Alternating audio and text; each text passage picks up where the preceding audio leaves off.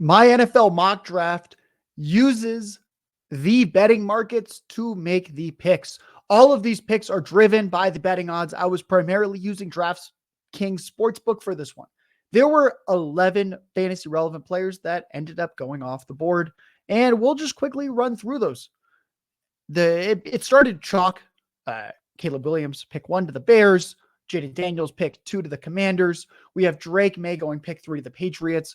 The Cardinals get Marvin Harrison Jr. at wide receiver. Pick 5 is really where things started to shake up because the Chargers, when you look at them as a team, they are considerably favored to go offensive line with their first pick. But when you look at the odds of who goes pick 5, guys like J.J. McCarthy are pretty high up at quarterback.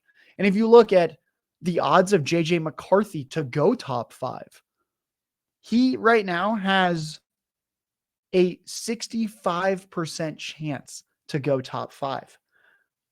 We know the Vikings are connected to J.J. McCarthy. The betting markets right now are sort of expecting J.J. McCarthy to be a Viking.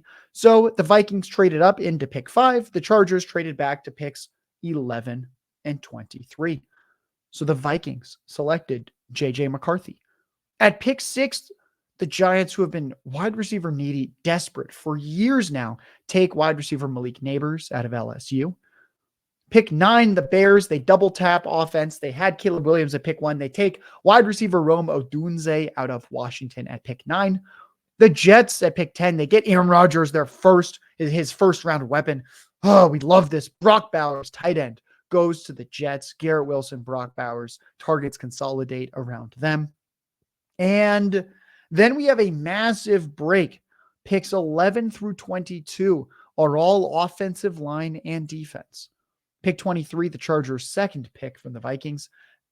They took offensive line at pick 11. Pick 23, they take not Malik Neighbors, the other LSU receiver on the outside, big-bodied speed specimen with his size, wide receiver Brian Thomas.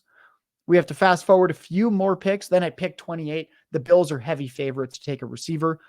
And Adonai Mitchell, very polarizing in the fantasy community. Betting markets have him at nearly a 90% chance to go in the first round. Bills need a receiver. Adonai Mitchell he actually has the highest draft slot over under in the betting markets out of the receivers remaining. He ends up going to the Bills in this mock. Fairly consensus from NFL analysts. Fantasy analysts might be throwing fits if Mitchell ends up as a Bill in terms of, do we trust the analytics or do we just simply take the guy that has the optimal landing spot with minimal target competition? Then the final fantasy relevant pick of the draft, pick 32, the Chiefs are favored to take a receiver. Xavier Worthy is expected to go in the first round according to the betting markets. The speedster ends up on Kansas City. Whew! We've got Marquise Brown. We've got Xavier Worthy, 4.2, 4.3 speed on the outside. We've got Rashee Rice, who might get a tiny little suspension, and then he comes back. He's in the slot.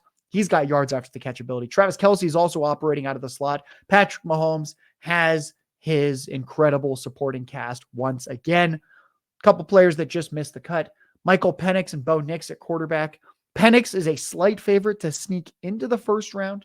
I struggled to find an actual spot that made sense. And Bo Nix is expected to go early round 2. And at receiver, Ladd McConkey has about a 40% chance to sneak into round 1, according to the betting markets. Troy Franklin is down at around 25%.